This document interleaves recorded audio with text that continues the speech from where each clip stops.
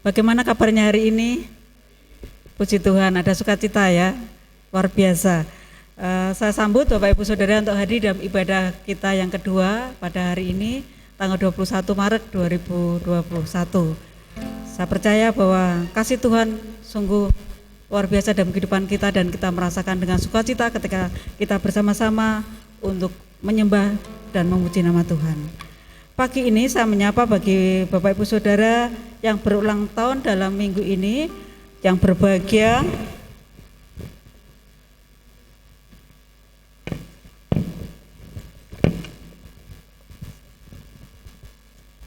Selamat ulang tahun tanggal 21 hari ini Bapak Thomas Suyatno, Ibu Sevanya Purnaningsih, tanggal 24 Maret Saudari Vera Retnowati, tanggal 25 Maret Saudara Joseph Rian Ipandi, tanggal 26 Maret Ibu Sudarmi Suraidi, dan Ananda Gloria Nisi Immanuela Artetra. Selamat ulang tahun, selamat berbahagia, sehat, panjang umur, Tuhan memberkati setiap doa-doa yang diharapkannya. Juga berterima kasih atas persembahan bunga indah pada hari ini dari Saudari Vera Retnowati, biarlah hanya untuk kemuliaan nama Tuhan. Bapak Ibu Saudara yang dikasih Tuhan, untuk pengumuman dalam minggu ini, silakan Bapak Ibu Saudara perhatikan. Saya mengingatkan, untuk minggu ini tanggal 23 hari Selasa ada persekutuan PPI di gereja jam 7 malam, jam 19. Silakan Bapak atau kawan pria bisa hadir dalam persekutuan PPI di gereja. Terus ada home konser yang diadakan pada tanggal 30 Maret 2021 jam 18 di gereja. Untuk kebaktian Jumat Agung akan diadakan pada tanggal 2 April jam 7. Ini akan diadakan hanya satu kali ibadah. Oleh sebab itu bagi jemaat yang akan mengikuti secara offline bisa mendaftar melalui link yang akan disampaikan nanti, dan Bapak Ibu yang tidak bisa datang ke gereja bisa tetap mengikuti ibadah perjamuan Tuhan. Nanti akan dikirim untuk anggur dan juga roti. Ketika pendaftaran kita tahu siapa yang akan ada di rumah. Serta di awal tadi Bapak Ibu Saudara yang masuk ibadah dibagikan pendataan pembaruan ulang untuk Pangurti Layon. Ya, silakan ini didata ulang Bapak Ibu Saudara yang ikut anggota Pangurti Layon, silakan diisi. Minggu depan bisa diberikan kepada saya atau Ibu Cici. Jikalau kurang jelas bisa ditanyakan kepada Ibu Cici. Ya, diisi, ada di bawah ada kolom untuk anggota keluarga, silakan diisi masing-masing.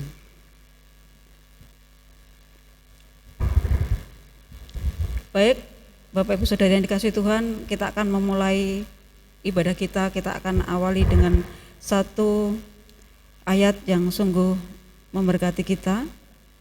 Sungguh alangkah baiknya dan indahnya apabila saudara-saudara diam bersama dengan rukun. Mazmur 133 ayat 1. Kita akan berdiri bersama-sama, kita akan menyanyikan Satukan Kami, SNP 515.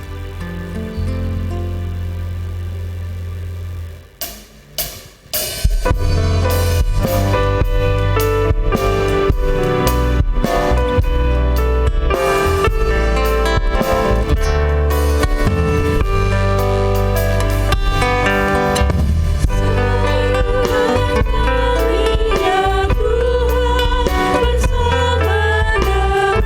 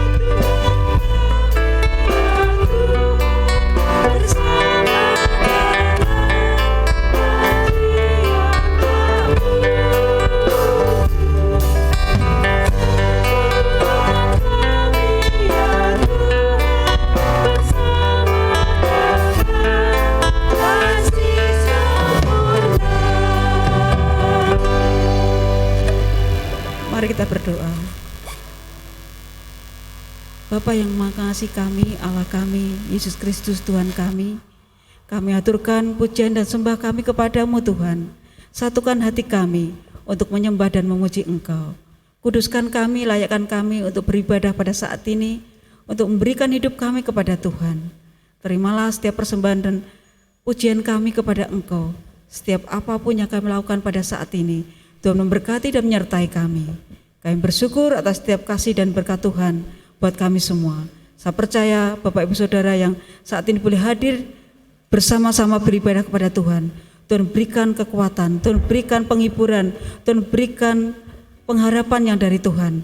Tuhan berikan mereka kekuatan yang luar biasa yang dari Engkau.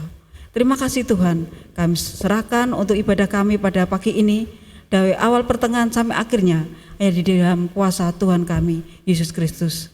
Terima kasih Tuhan, amin. Dipersilakan duduk kembali.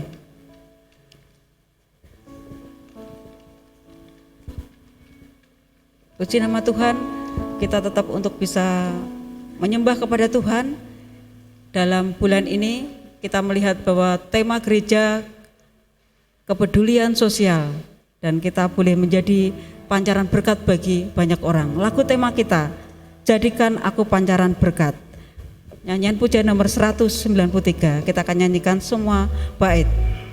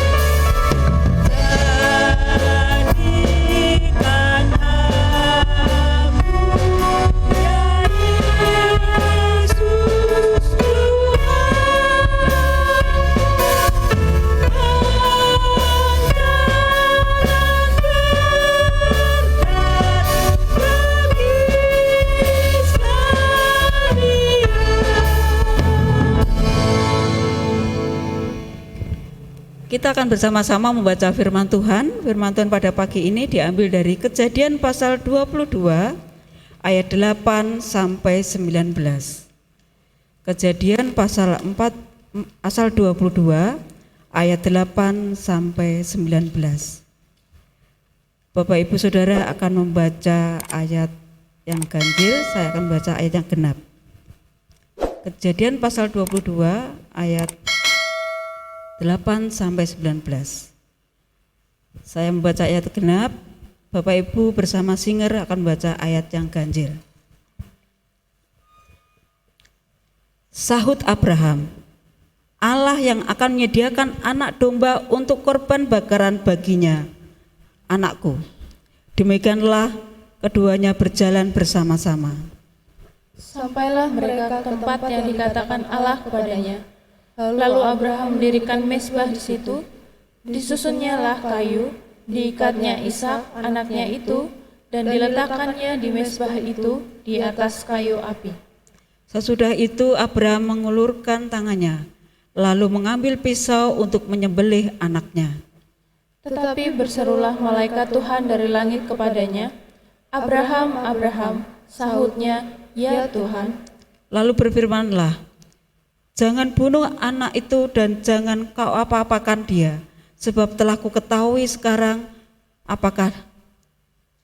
bahwa engkau takut akan Allah, dan engkau tidak segan-segan untuk menyerahkan anakmu yang tunggal kepadaku.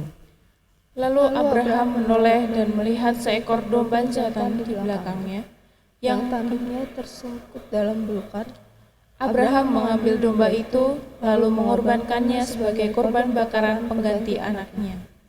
Dan Abraham menamai tempat itu, Tuhan menyediakan. Sebab itu sampai sekarang dikatakan orang, di atas gunung Tuhan akan disediakan. Untuk kedua kalinya berserulah malaikat Tuhan dari langit kepada Abraham. Katanya, aku bersumpah demi diriku sendiri, demikianlah firman Tuhan, karena engkau telah berbuat demikian dan engkau tidak segan-segan untuk menyerahkan anakmu yang tunggal kepadaku. Maka aku akan memberkati engkau berlimpah-limpah dan membuat keturunanmu sangat banyak seperti bintang di langit dan seperti pasir di tepi laut. Dan keturunanmu itu akan menduduki kota-kota musuhnya. Oleh keturunanmu lah semua bangsa di bumi akan mendapat berkat, karena engkau mendengarkan firman-Ku.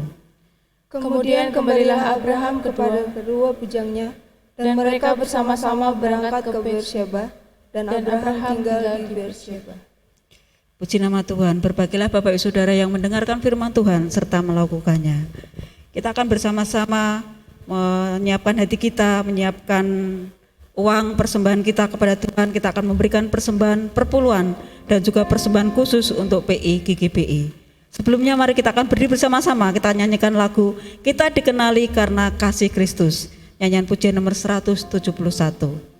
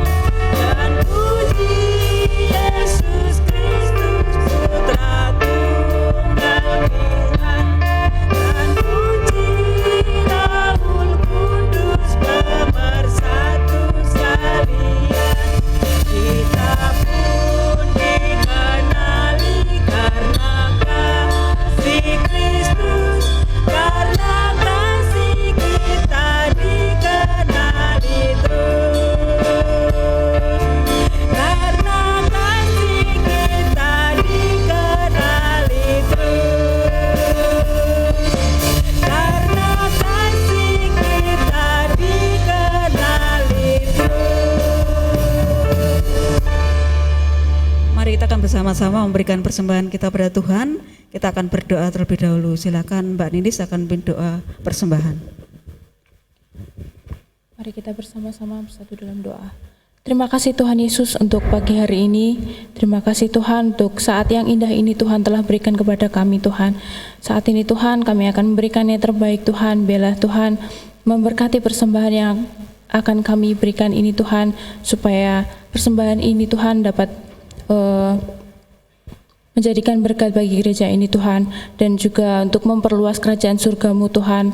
Dan juga Tuhan, pada saat ini kiranya Tuhan memberkati tangan-tangan yang sudah memberi Tuhan. Biarlah Tuhan kami lebih bisa memberi lagi dengan hati yang tulus. Dan tangan-tangan yang belum bisa memberi, kiranya Tuhan juga memberkati supaya kami bisa memberkati gereja ini lagi Tuhan Yesus. Terima kasih Tuhan Yesus, kami serahkan persembahan dan perpuluhan ini kepadamu Tuhan. Haleluya, amin.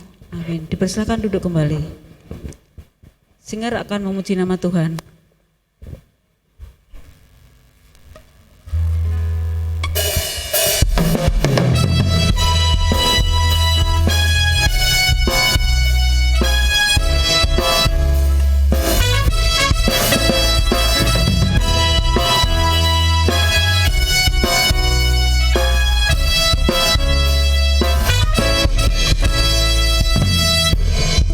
Hati bersyukur masuk di hadirat-Mu, membawa pujian bagi-Mu Yesus. Ku memandang wajah-Mu bersuka di depan-Mu, sambil menceritakan kasih-Mu. Ku mengangkat tanganku, bersorak-sorai bagi kebaikan-Mu.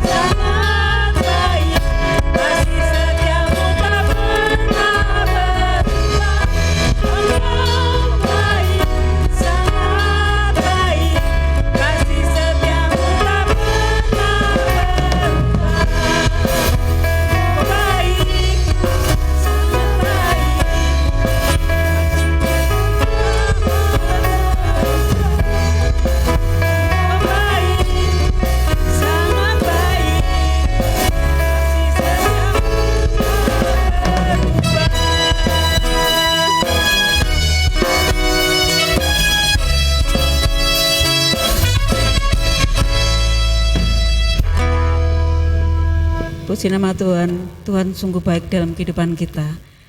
Kita akan bersama-sama untuk mendengarkan firman Tuhan yang akan disampaikan oleh Pendeta Eko Kurniadi MTH. Mari bersama-sama kita siapkan hati kita dengan satu lagu, Sentuh Hatiku. Bapak Ibu Saudara, saya undang untuk berdiri, kita akan nyanyikan dengan sepenuh hati, Sentuh Hatiku.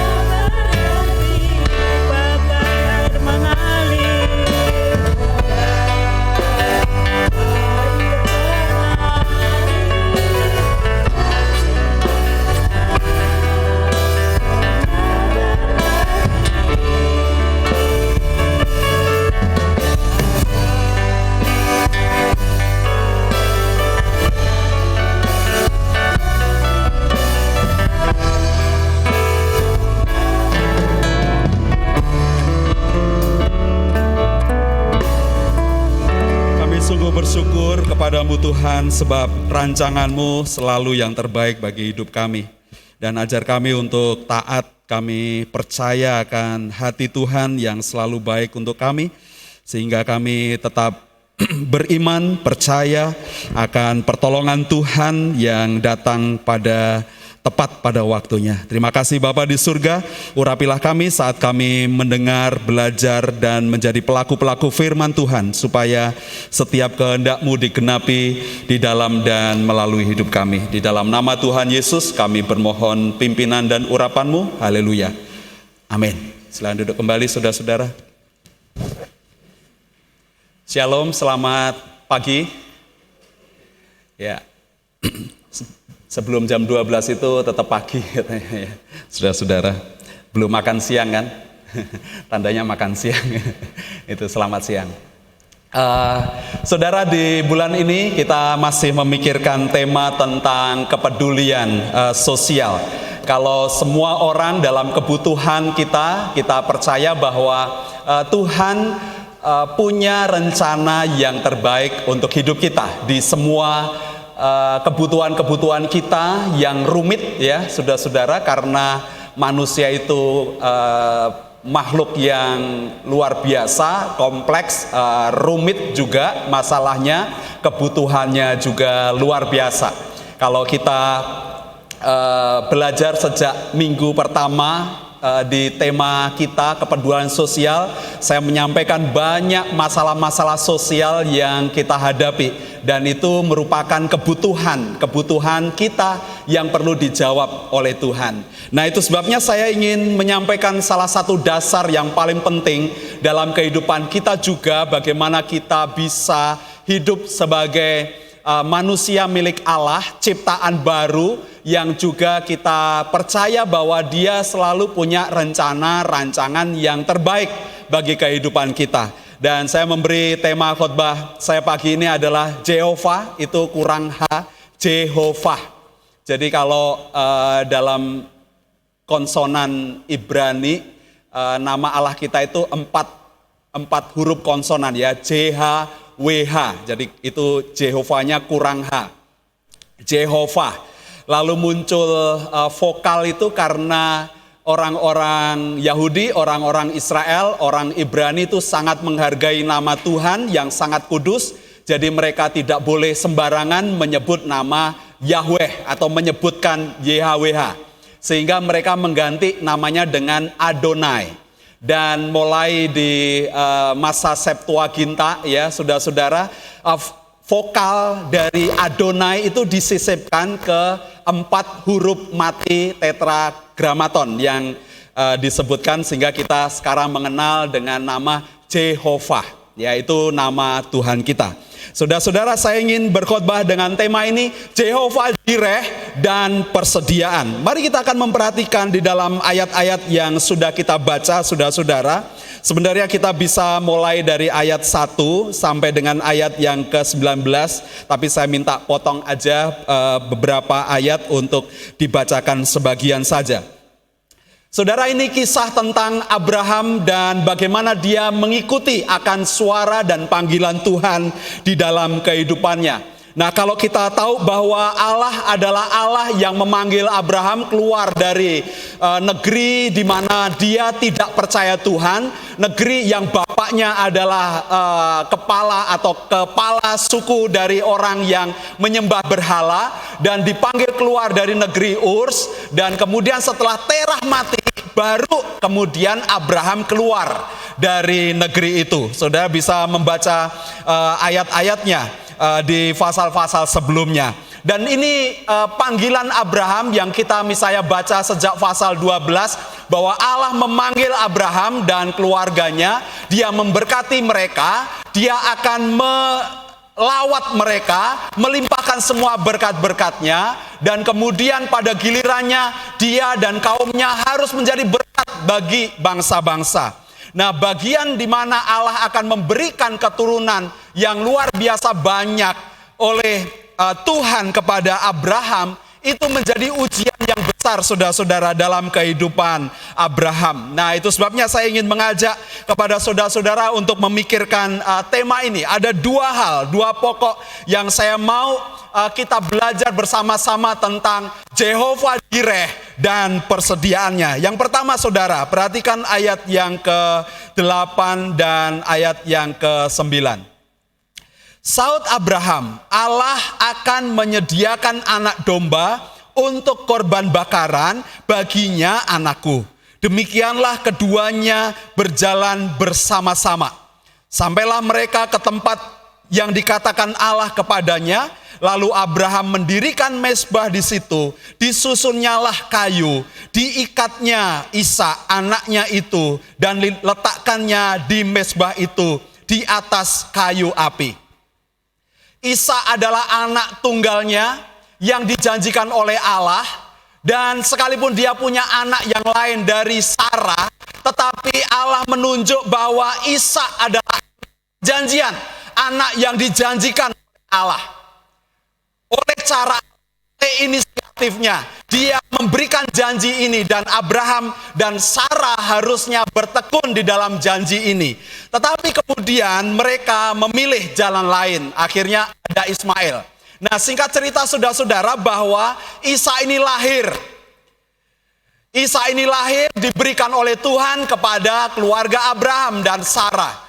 Dan inilah ujian yang Tuhan beri kepada keluarga Abraham. Sebagai keluarga yang sudah menerima penggenapan janji Tuhan, dia pasti sangat bersyukur luar biasa. Dan semua janji-janji Tuhan itu semua sudah digenapi di dalam hidupnya. Dan dia merasa puas. Abraham, Sarah, waktu Abraham menerima panggilan Tuhan untuk memerintah kepadanya, untuk membawa anaknya, sudah bisa lihat ayat yang kedua. Ambillah anakmu yang tunggal itu, yang engkau kasihi, yakni Ishak, pergilah ke tanah Moria dan persembahkanlah dia di sana sebagai korban bakaran pada salah satu gunung yang akan kukatakan kepadamu. Saudara, Anda bisa membayangkan seorang anak tunggal yang dijanjikan oleh Allah diberikan kepada Abraham dan Sarah di masa tua mereka. Dan waktu anak itu mulai beranjak bisa remaja, ya saudara-saudara, Allah beri perintah, persembahkanlah anakmu yang tunggal itu. Bawalah ke gunung yang aku perintahkan, supaya dia dipersembahkan bagi aku. Saudara, ini ujian yang dihadapi oleh Abraham. Dan keesokan harinya Abraham menata semua, memberitahukan kepada Sarah, dan mulai membawa semua perbekalan yang dibutuhkan di atas gunung Moria nanti, korban bakaran, kayu api. Dia minta kepada Ishak untuk membantu dia. Jadi pasti saudara, kalau ini dialognya bapak dengan anak, kalau Anda membaca di situ, Ishak berkata, ya kita mau pergi kemana? Kita mau membawa korban kepada Allah di Gunung Moria. Waktu Ishak diminta untuk menolong, membantu mengikat kayu api, kayu bakarnya, tentu Ishak berkata, ya semua sudah siap. Kayu-kayu sudah ada di tunggangan kita. Dan siap untuk berangkat. Di manakah domba yang akan dipersembahkan kepada Tuhan? Dan tentu Abraham berkata, Allah yang menyediakan. Sudah lihat, waktu juga anak ini diikat tangannya, dan setelah dia selesai menata kayu api di atas mezbah, tentu Ishak waktu dipegang tangannya dan diikat dengan tali, dia bertanya lagi, ya di mana anak domba yang akan dipersembahkan? Dan Abraham selalu menjawab, Allah akan menyediakannya. Waktu Ishak diangkat dan ditaruh di atas kayu api, dan tangan Abraham memegang belati dan siap menghunjamkannya, tentu Ishak bertanya, ya kenapa aku ditaruh di atas mezbah? Di mana anak dombanya? Ayah, kenapa engkau pegang belati dan bersiap menghunjamkan kepadaku? Di mana anak domba itu?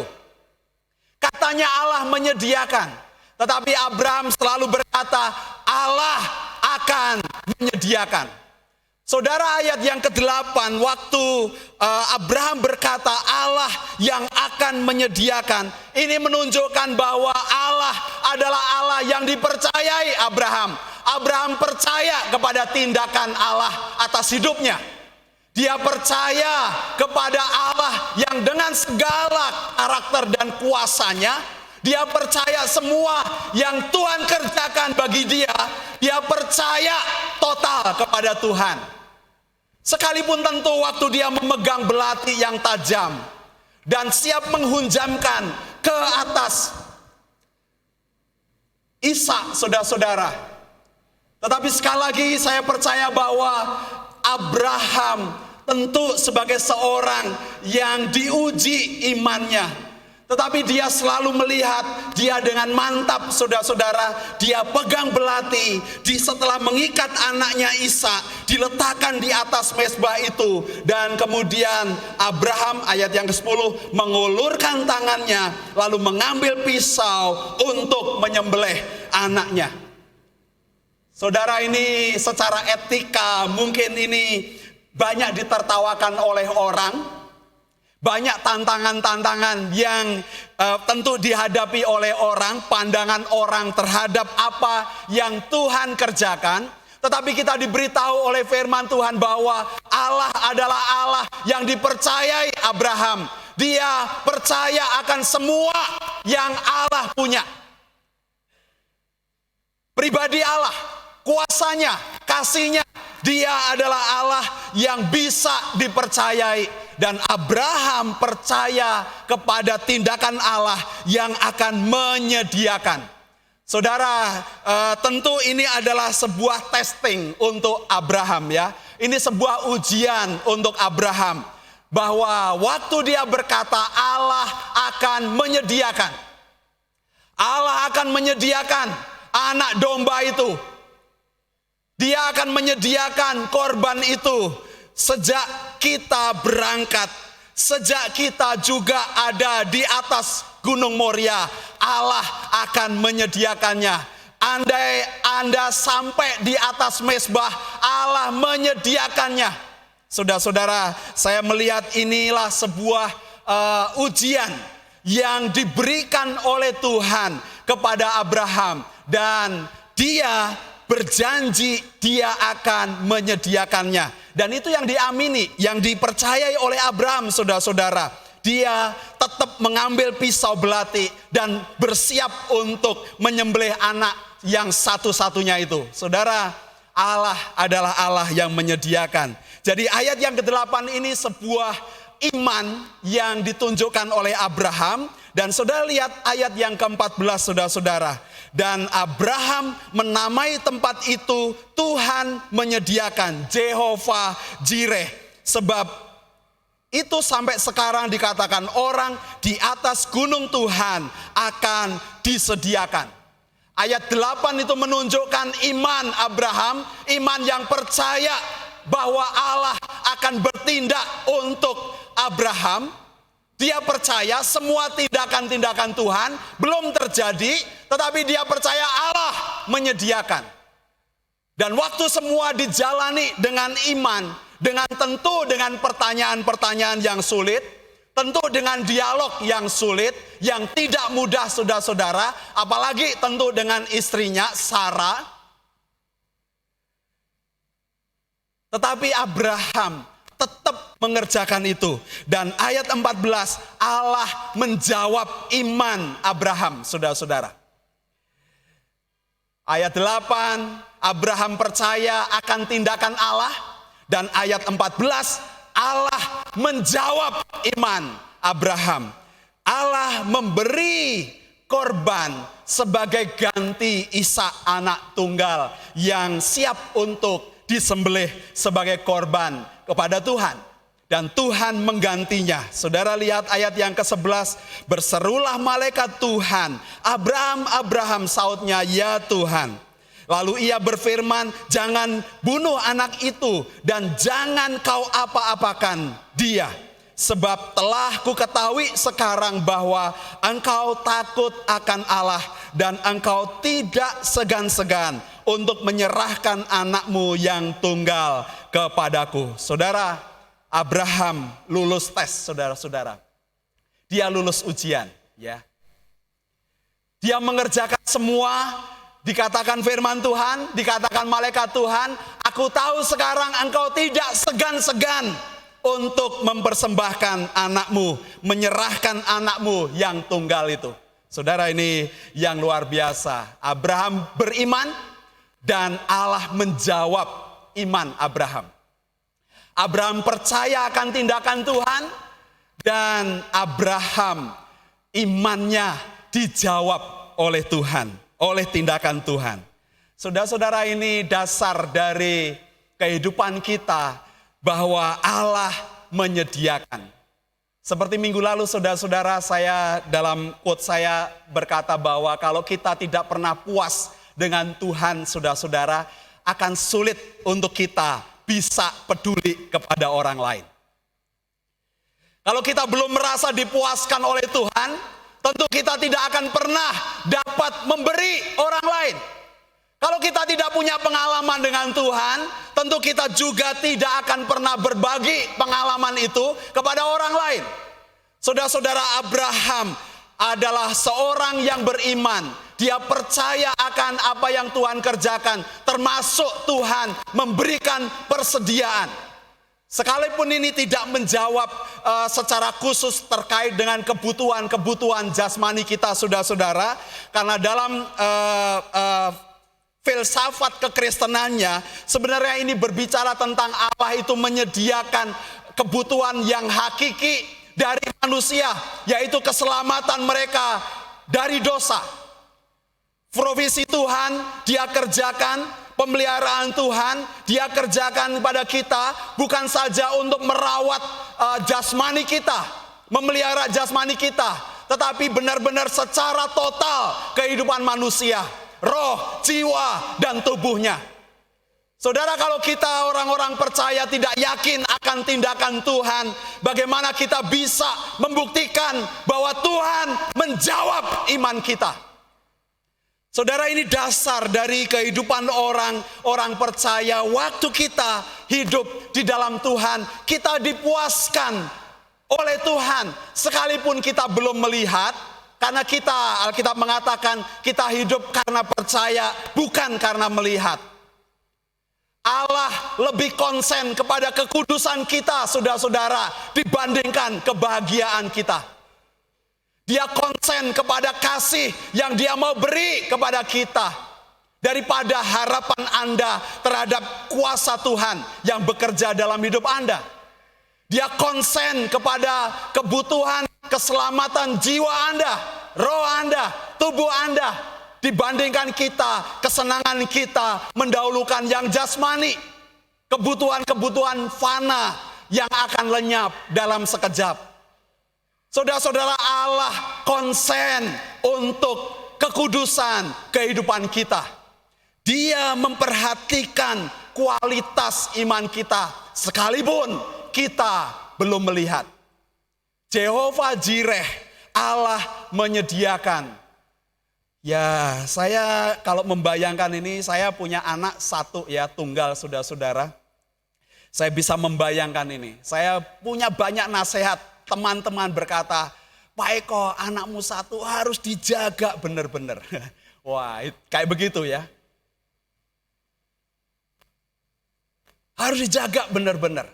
Saya bisa merasakan seorang bapak, seorang ibu punya anak satu, punya anak tunggal. Saya bisa merasakannya. Dan waktu saya mendialogkannya dengan teks ini, saya melihat begitu luar biasa Abraham punya iman percaya akan tindakan Tuhan dalam kehidupannya. Dia percaya total. Kalau saya membayangkannya, saudara-saudara, seandainya Ishak itu benar-benar disembelih dan mati, saudara-saudara, saya masih percaya bahwa Allah bisa membangkitkannya, ya. Saya bisa percaya bahwa Allah bisa punya kuasa membangkitkannya. Tetapi dalam perjalanannya Abraham mengerjakan itu dengan setia. Sampai malaikat Tuhan berkata, aku tahu kepercayaanmu, aku tahu apa yang engkau kerjakan, aku tahu bahwa engkau tidak segan-segan menyerahkan anakmu yang tunggal. Saudara, ini bentuk iman yang di atas dari kepuasan akan kepemilikan yang diberikan oleh Tuhan kepada kita. Makanya di dalam banyak ayat-ayat Alkitab, saudara-saudara, kita bisa memberi tanpa kasih, saudara-saudara, ya. Pak Rintis khotbah dan mengquote itu beberapa kali. Kita bisa memberi tanpa kasih. Tetapi Anda tidak bisa mengasihi tanpa Anda dan saya memberi, saudara-saudara. Itu artinya orang yang harusnya sampai ada kepuasan berpengalaman dengan Tuhan. Jadi ini dasar dari bagaimana supaya kita bisa peduli, care kepada orang lain, karena Tuhan yang kita percaya adalah Tuhan yang bertindak menjawab iman kita. Yang kedua, saudara-saudara, perhatikan ayat 17 dan 18. Maka aku akan memberkati engkau berlimpah-limpah dan membuat keturunanmu sangat banyak, seperti bintang di langit dan seperti pasir di tepi laut, dan keturunanmu itu akan menduduki kota-kota musuhnya. Oleh keturunanmu lah semua bangsa di bumi akan mendapat berkat, karena engkau mendengarkan firmanku. Saudara, yang kedua ini yang kita pikirkan adalah ada persediaan. Ya, saya memikirkan tentang ini, ada persediaan. Abraham waktu dia lulus ujian, tes ujian, Tuhan memberkati, dia menyatakan janjinya lagi. Dia memberikan janji supaya Abraham beriman, percaya untuk yang kesekian kali, saudara-saudara. Dia berjanji dia akan memberikan berkat-berkat berkelimpahan. Ada persediaan. Ada persediaan bagi orang-orang yang beriman kepada Tuhan. Selalu ada tersedia baginya yang terbaik untuk Tuhan. Selalu ada yang dia sediakan yang terbaik untuk orang-orang yang Tuhan tempatkan di sekitar hidupnya. Abraham diberi janji oleh Tuhan, dia akan diberkati dengan berlimpah-limpah. Itu berkat dari janji Allah yang diulanginya lagi, saudara. Allah berjanji, dia genapi. Ya. Dia berjanji, dia akan genapi. Saudara bisa membaca ayat-ayat selanjutnya bahwa dia diingatkan supaya dia menjadi berkat bagi seluruh kaum di muka bumi ini, supaya mereka mendapat berkat. Saudara, menjadi berkat itu artinya ada persediaan. Saudara puas, Anda diberikan berkat berkelimpahan, dilimpahi dengan berkat, Anda dipuaskan berpengalaman dengan Tuhan, Anda hidup bersama-sama dengan Tuhan dan orang-orang sekeliling Anda, dan selalu ada persediaan karena Anda punya Allah yang menyediakan. Saudara, ini yang luar biasa ya dalam kehidupan kita sebagai anak-anak Tuhan. Kita sudah banyak mendengar misalnya kisah George Muller, saudara. Dia punya memimpin anak asuh yang banyak banget di rumahnya.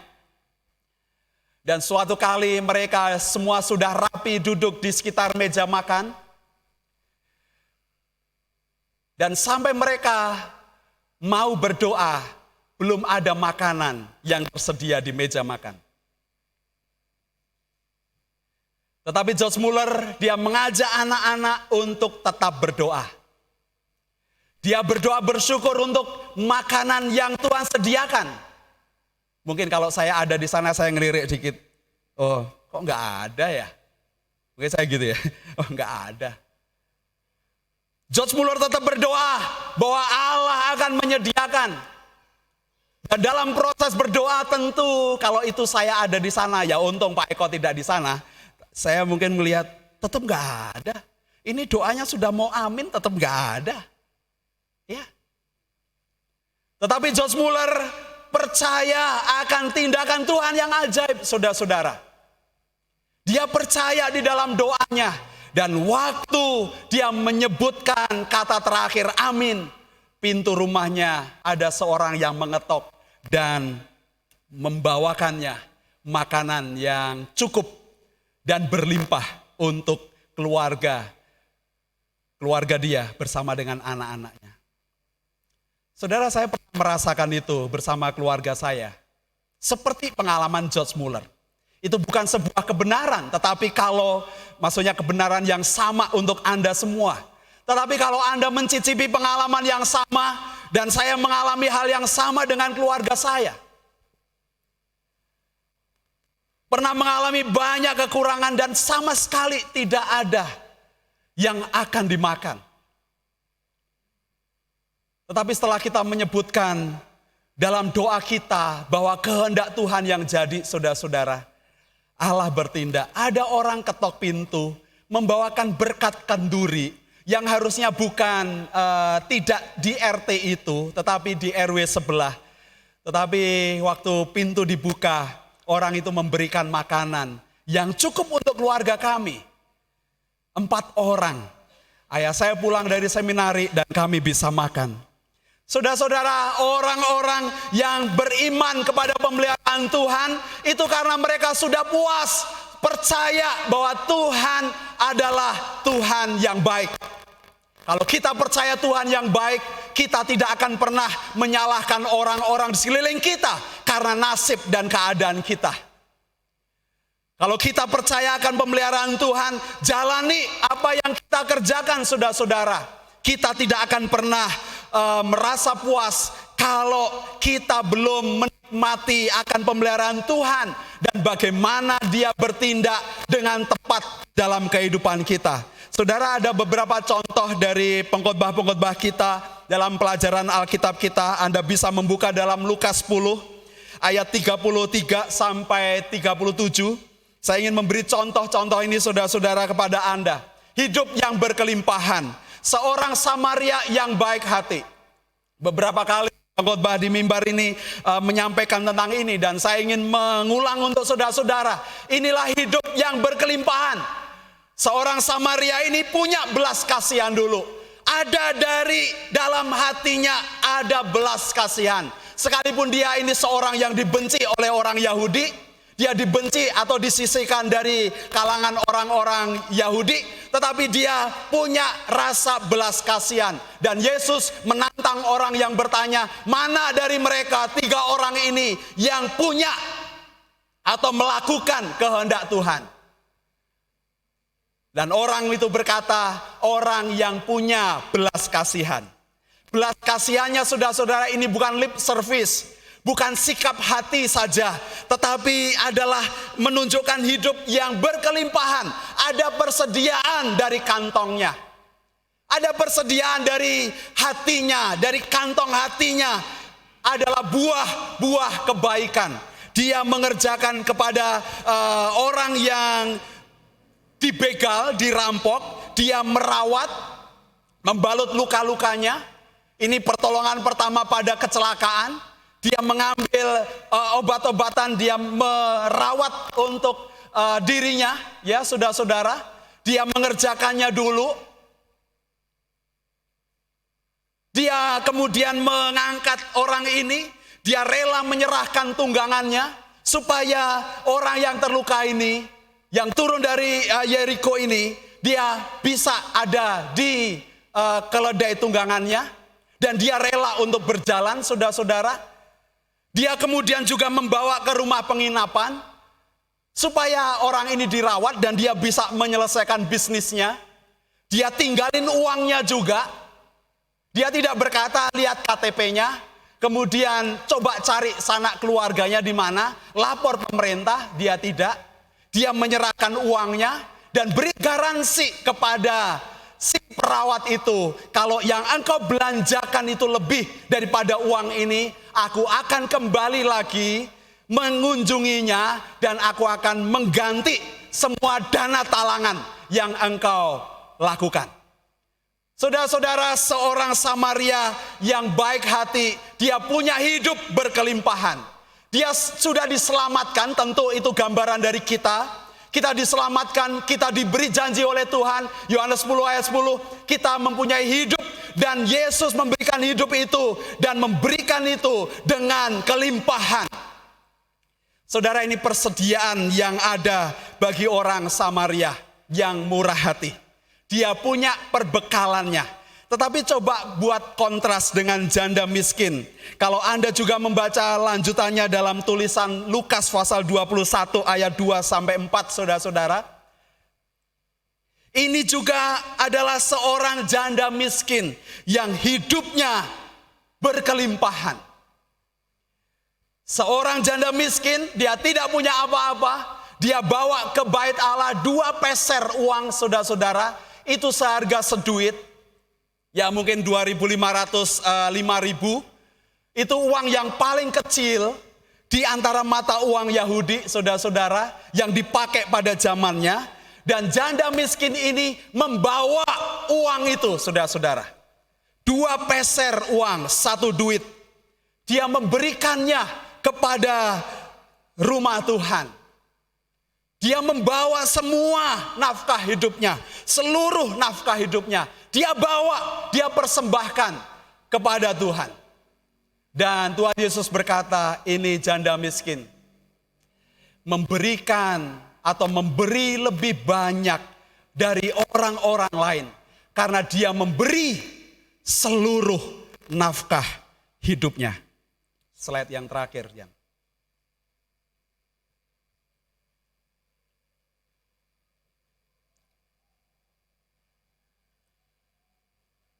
Dia memberikan seluruh nafkah hidupnya.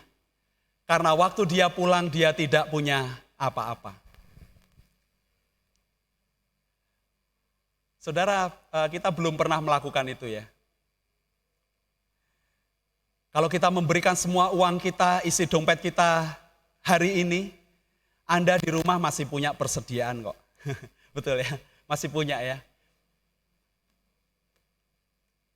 Slide sebelumnya lagi. Kita masih punya persediaan. Anda pulang ke rumah masih ada sepatu serep. Masih punya laptop serep. Masih ada motor serep. Masih ada baju yang bagus serep. Waktu Anda pulang ke rumah, Anda masih punya buku tabungan yang lebih daripada 1. Meskipun isinya mungkin sedikit-sedikit, ya nggak apa-apa. Yang penting tabunganku lebih dari 1. Ya. Yang penting kartunya kan, kita seneng koleksi kartunya. Kita masih punya, saudara-saudara. Kita masih punya persediaan. Waktu kita memberikan semua, sebenarnya kita masih punya persediaan.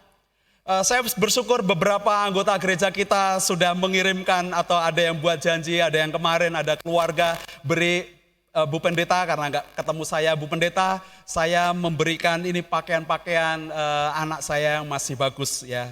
Saya dengar khotbah Pak Pendeta nanti mau bawa pakaian layak pakai, pakaian yang masih bagus bisa dikirim. Oh ya, terima kasih. Wah, 2 dus diberikan. Saudara-saudara kita punya persediaan.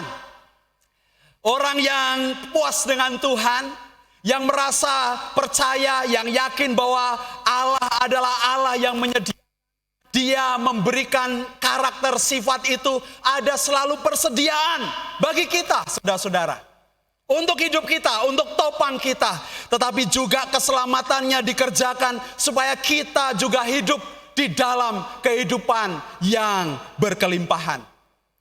Meskipun janda miskin ini punya hanya 1 duit, 2 peser uang saudara-saudara, tetapi dia memberikan jauh lebih banyak daripada saya. Karena dia memberikan semua nafkah hidupnya. Waktu dia pulang, dia tidak punya apa-apa. Sekalipun saya bisa memberi lebih banyak daripada itu, dan waktu saya pulang, saya di rumah masih punya sesuatu.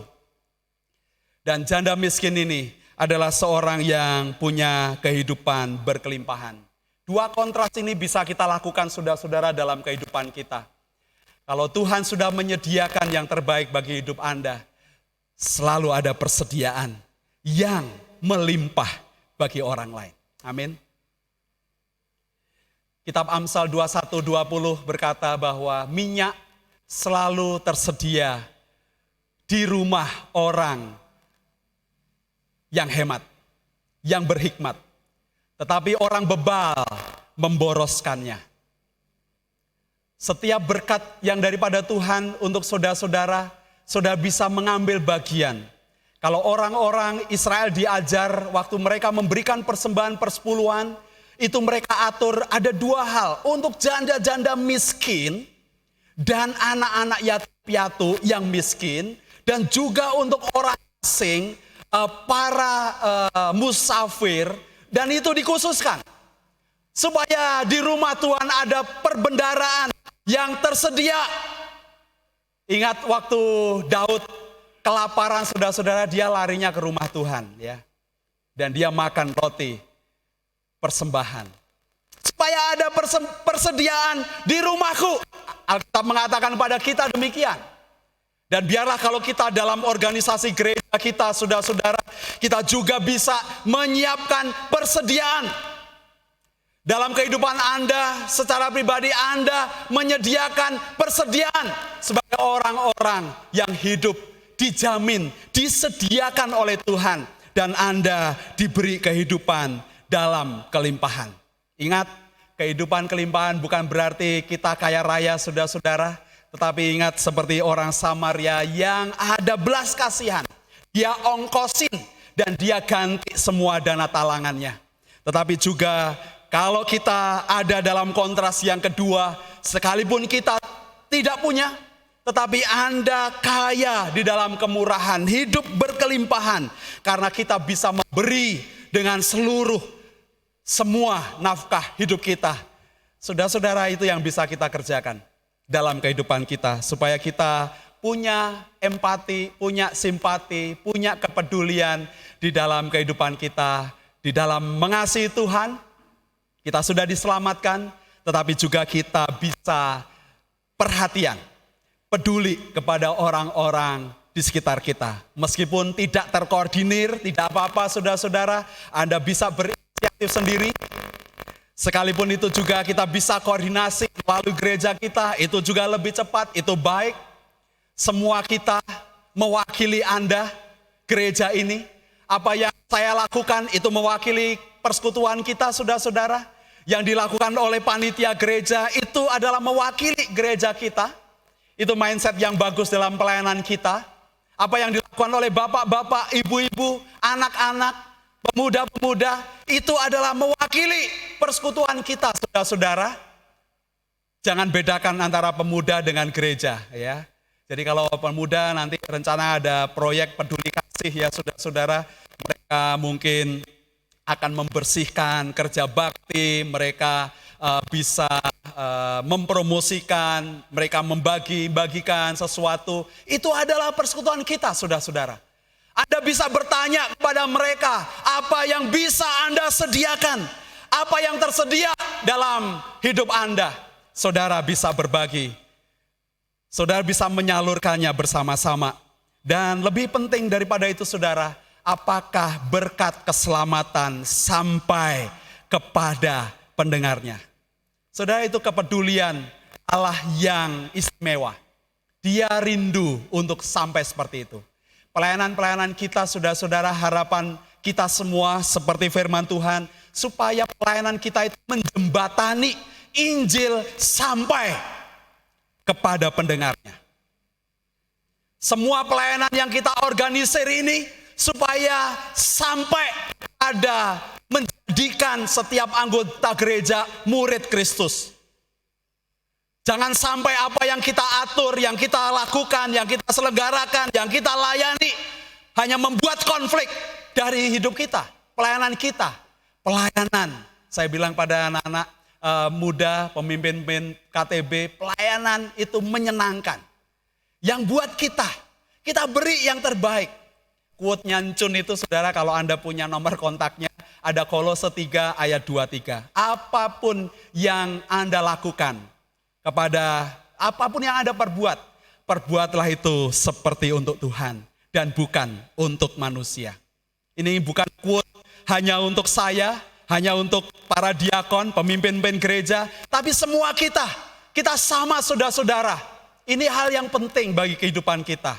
Dan biarlah firman Tuhan hari ini mengajar kita anak-anak Tuhan sudah dijamin oleh Tuhan. Tetap beriman, Allah akan menjawab iman saudara-saudara, amin. Kalau Allah peduli, Allah juga ingin Anda itu punya kepedulian. Dan biarlah pelayanan kita diberkati oleh Tuhan, karena kita melakukannya untuk Tuhan. Amin. Kita berdoa. Saya berikan kesempatan bagi saudara-saudara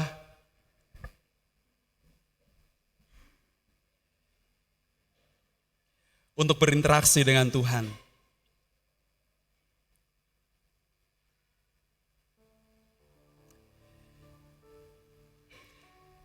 Jika kita sering khawatir akan persediaan pemeliharaan Tuhan, firman-Nya berkata jangan khawatir. Keselamatan jiwa saja Dia jamin, apalagi kebutuhan jasmani kita.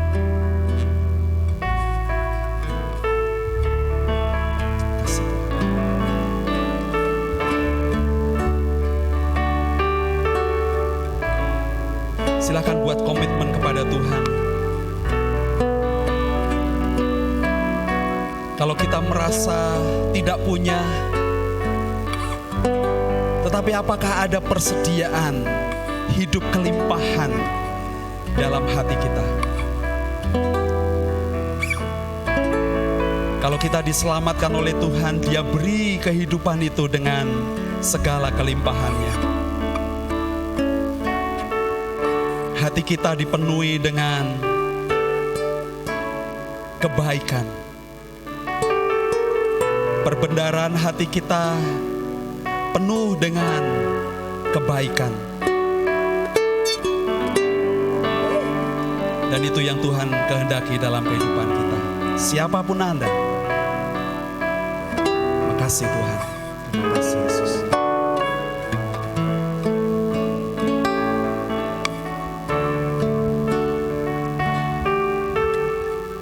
Mari kita akan berdiri bersama-sama, kita akan berdoa.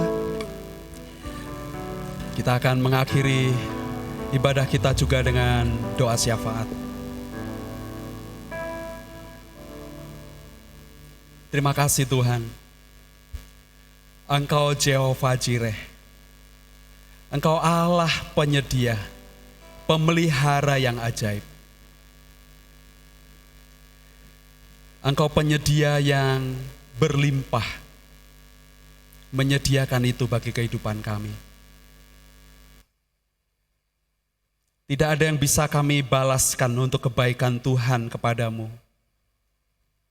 Sering yang kami lakukan, kami perbuat hanya untuk kesenangan diri kami.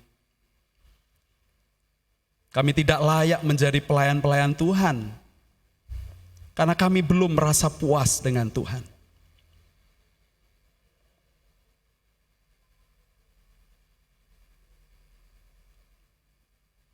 Sekalipun Engkau sudah menyatakan bahwa Engkau adalah Allah Jehovah Jireh, kami sering tidak mempercayakan setiap tindakan-tindakan Tuhan dalam hidup kami. Sehingga kami tidak bisa peduli kepada orang lain, karena kami ingin dipedulikan. Tetapi Engkau mengajar kami punya iman akan semua tindakan-tindakan Tuhan. Engkau peduli kepada kekudusan hidup kami. Engkau peduli kepada isi hati kami. Engkau peduli kepada jalan-jalan pikiran kami yang memuliakan-Mu. Lebih daripada apa yang kami terima, yang kami alami secara fisik di dunia ini. Tetapi Engkau menyediakan burung pipit yang tidak menabur Tuhan pelihara. Engkau sediakan rumput-rumput Engkau hiasi dengan bunga yang indah menjadi mahkota baginya.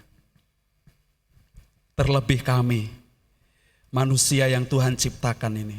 Dan ajarlah kami Tuhan, untuk bisa memberikan yang terbaik hidup kami. Ada persediaan dari kami yang terbaik. Selalu ada persediaan yang terbaik yang Tuhan kerjakan dalam hidup kami. Dan itu melimpah dalam hidup kami. Sehingga kami bisa memberikan yang terbaik. Sekalipun ada tindakan yang tidak baik yang kami alami. Ada persediaan yang baik dari kami. Terima kasih Tuhan untuk firman-Mu. Dan kami bersyukur untuk bangsa kami. Pemerintah kami yang memberikan yang terbaik bagi kami, rakyat Indonesia.